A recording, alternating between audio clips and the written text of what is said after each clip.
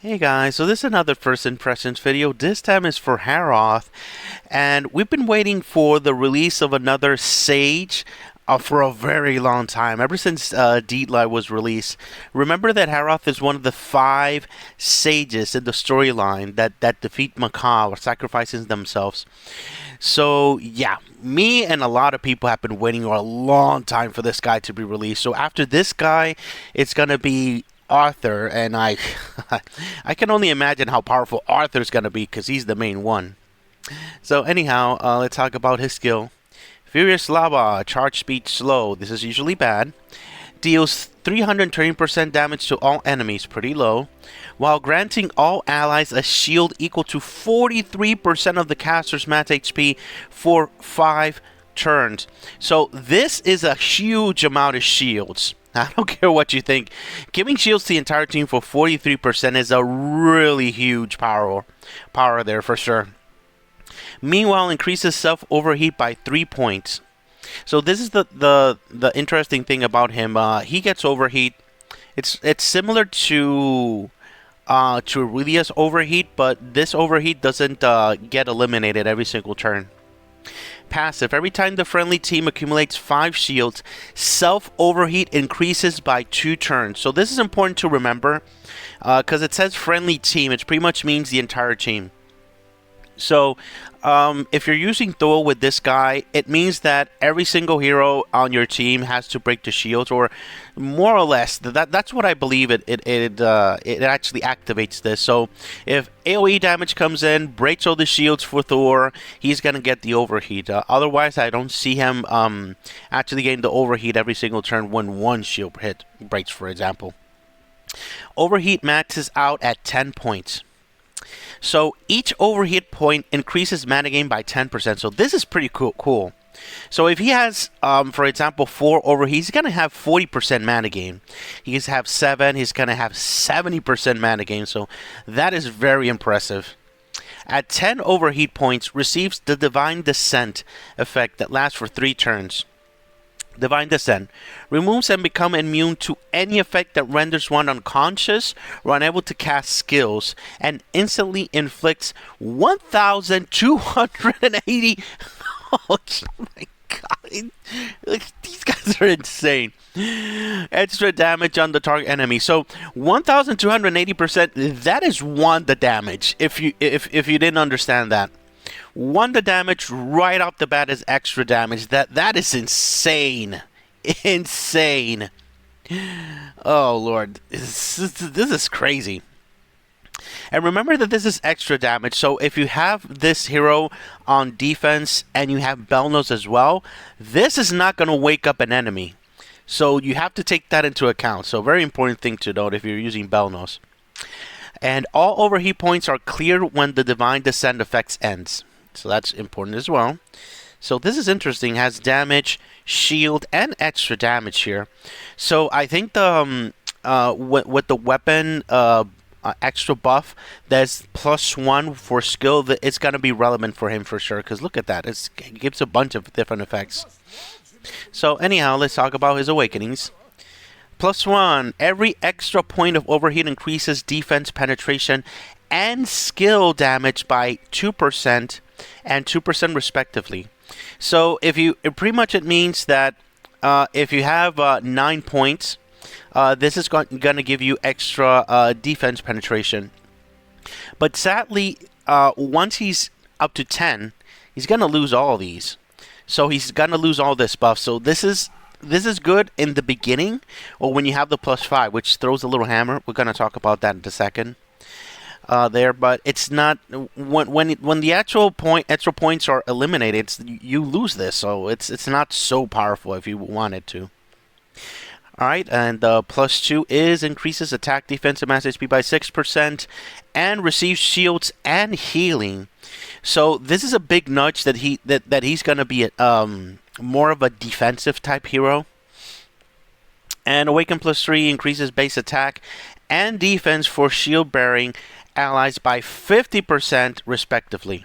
So this right here is pretty much the this buff stacks with Thor's 50% and 50% defense. So this is very important to know.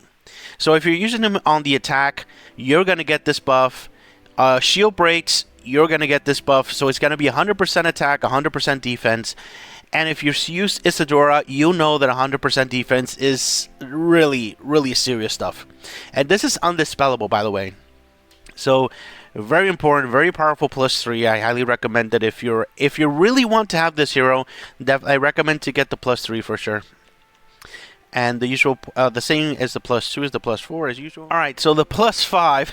Oh my God. I had the entire weekend testing, asking for people to retest and things like that, asking for this to be fixed. Because this part was not working. When self takes lethal damage, immediate gives divine descent immediately. So he dies. He does 1,280% freaking damage right off the bat, and then becomes immune to death, and then recedes. Yeah. So pretty much this is pretty much the ability for Thor for immortality, but for 3 turns. But when he dies, he straight out throws a bunch of damage. So this is pretty powerful. But as usual, it doesn't stop there. Enhanced passive: when self or an ally casts a skill, inflicts the target with an extra damage equal to 100% plus 200% of self's shields. So this is the most. If you ever get this guy to +5, this is going to be so relevant. It's not even funny. It's not even funny, guys. You activate a guy. I'm just gonna straight up show you with his ability here. I'm not gonna put any dragons to not test this out. So check this out. All right. So the way that he actually works is. Remember that when you're playing with Belnos, you have to play strategically to actually try to beat her in that situation. So check this out. Elmas here pretty much hit everybody and broke the shields, and now he has 2 here. So now it's not going to show, but he does have the 20% mana gain right off the bat, and he does get the buff here. But since this Thor is not +5, it's +0, so it's not going to give you the extra one. But I already have it actually tested out. Let me show you right now how that actually works. See, those 2 buffs are going to stack together if you have Thor at +3 as well. So now let me show you how the little hammer works pretty much, the +5. He goes off, and check out the little hammer. Boom. He's gonna do a little bit of damage because there are not a lot of shields in the board right now.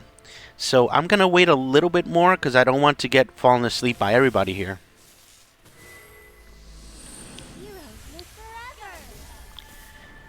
Shield's broken. This is extra damage. So much damage. So let's see. Let me see if I can.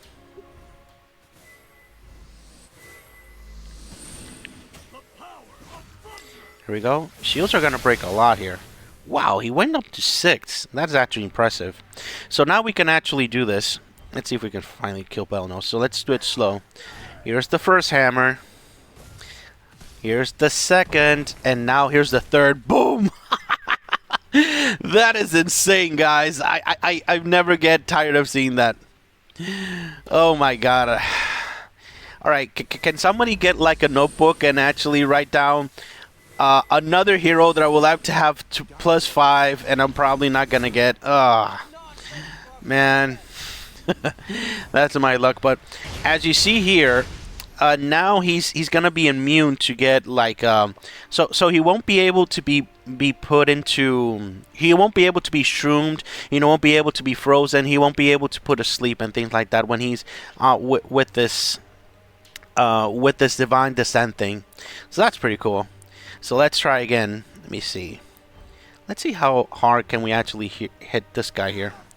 Hammer number 1. Very, very weak. Then the little one. There you go. So that's pretty cool. So every single time a hero goes off,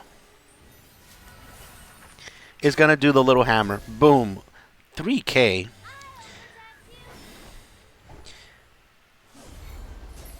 Boom. So the interesting thing is that you can use any single color here, and it's still gonna 4K. That is high amount of damage, guy. Check that out. And the hammer, boom, 4K. So let's see if we can get a little bit more damage here, because now we have a lot of shields here. We weren't able to see there, and we're not gonna see a lot of damage because she prevents so much damage here. 4K, that is impressive for an Athena with having all this protection against red. That is freaking impressive. Very, very cool stuff, guys. Very powerful. Okay, now she's dead. Because he doesn't have the protection from... Yeah. Boom. 10K! Oh my god. That is insane, guys. That is freaking insane. For sure. So if you get this guy to so if I wasn't clear on this, if you get this guy to +5, he's gonna be pretty powerful. Super, super, super powerful. So now that his immortality thing has been finally fixed, some people will be very happy to go to F4 for sure, because remember that this guy and Thor, since they only have one life, they will be able to do so much damage for those 3 turns that they're revived. So you can make a team with Thor, and then your second team can be with Harroth. And Harroth at 100% on F4 in War is going to devastate people. 1,280% damage, plus the 50%, plus, yeah, plus the 100% from F4 when he's with 1 life. It's going to devastate a lot of people, guys. So, yeah. If you get him to +5, definitely put him in F4 to make 2 teams, one with Thor, one with him, and it's going to be pretty devastating. Pretty devastating for sure. Alright, so just to clear out the glitch part that he had, ever since he was released, many whales actually got this hero at +5, tested out in War, and they said that he's not really good in War in general, but without the ability to revive, I mean, imagine Thor, if Thor couldn't revive and last being immortal for 3 turns, that's the exact same situation with Harroth, and now he is able to do that, and when he dies, he does 1 the damage right off the bat. So that is going to be a big difference on defense in War. So I hope that those guys will try him out again in War, knowing this, and show up how really powerful he is at +5 on defense, especially in F4. Imagine having just 1 life, having all that damage, and then doing 1 that... Come on. That's gonna be pretty crazy. And also the other glitch that made him look pretty bad is that ever since the update came in with him, stone damage bypassed pretty much shields. So a lot of people were noticing this, so even Percy was dying incredibly fast because the stones were bypassing his shield, so that's pretty crazy. But now that those have been fixed, he can really shine on defense, and hopefully we can see more of him there in War. However, recommendation of actually getting this hero at +0, he is, don't get me wrong, he is an amazing hero, but it's not something that is groundbreaking or competitive versus the newer heroes. So if you feel like you want to skip, you can. However, I always recommend to at least get a hero at +0 in this situation. Why I always recommend to +0? Because you never know when they're going to offer his awakening souls to be able to get him awakened. The +1, it's not too powerful. It is good to have, but not very powerful. The +3 is going to be relevant for sure. This is going to make everybody very relevant. He goes off, gives shields to everybody, and everybody get this buff. That is relevant. Yeah, for sure. And as I said, the +5 is pretty crazy. It is amazing. Yeah, definitely recommended. If you're able to get the +5, highly recommended. But sadly, if it's +0, he's not going to be too groundbreaking. Good to have, but not a must-have. All right. Thank you very much for watching, guys. Have a great day. Bye-bye.